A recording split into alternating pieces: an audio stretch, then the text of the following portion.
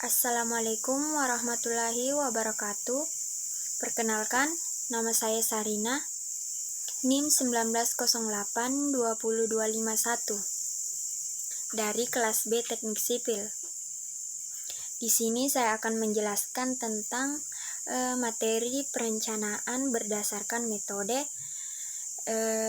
ASD dan LRFD atau perencanaan berdasarkan tegangan kerja dan perencanaan kondisi batas.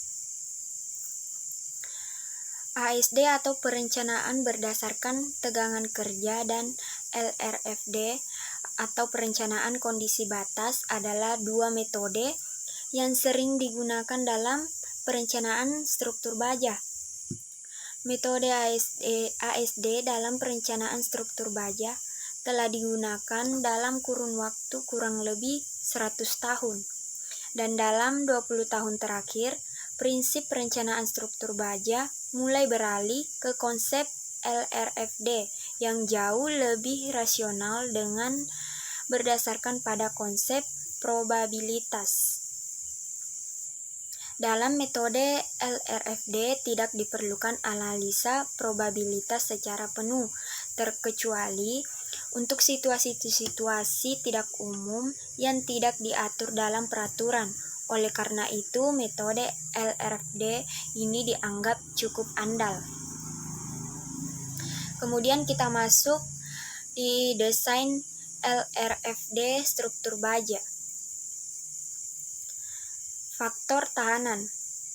Faktor tahanan dalam perencanaan struktur berdasarkan metode LRFD sebagai berikut.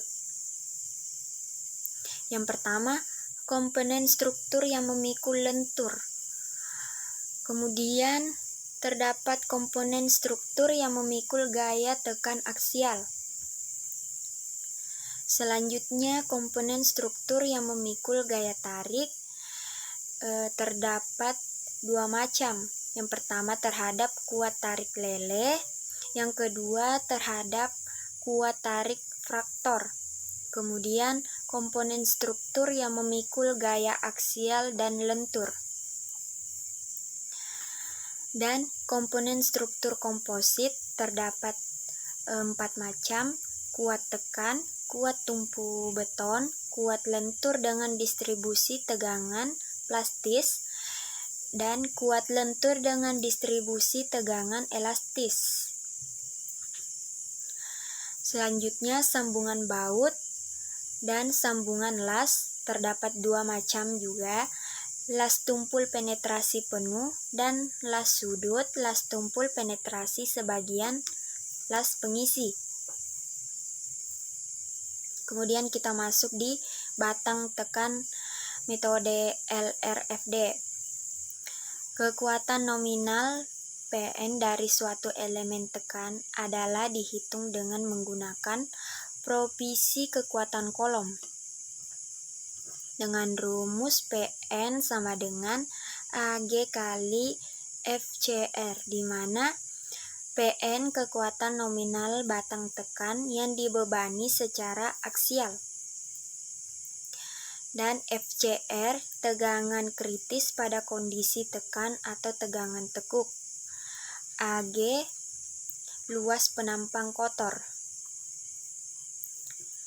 Kemudian sambungan baut. Untuk baut yang memikul gaya terfaktor, Rn harus memenuhi Ru kali Rn, di mana Ru kuat nominal pada suatu penyambung dalam tarik, dan Rn kuat nominal baut. Kemudian kita masuk di metode tegangan kerja atau ASD. Di dalam metode ini, elemen struktur pada bangunan harus direncanakan sedemikian rupa sehingga tegangan yang timbul akibat beban kerja atau layan tidak melampaui tegangan izin yang telah ditetapkan. Tegangan yang dihitung akibat beban kerja atau layan harus berada dalam batas elastik.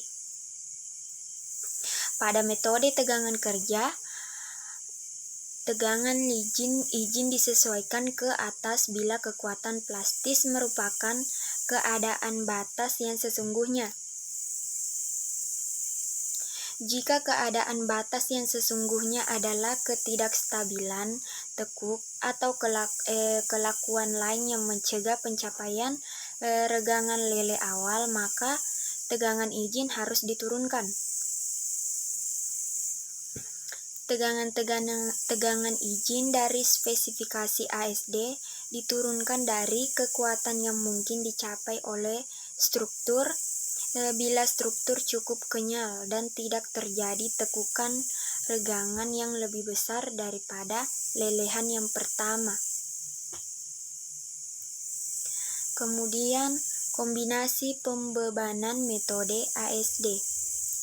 Spesifikasi ASD menggunakan kombinasi pembebanan tanpa beban terfaktor yang diberikan dalam persamaan berikut.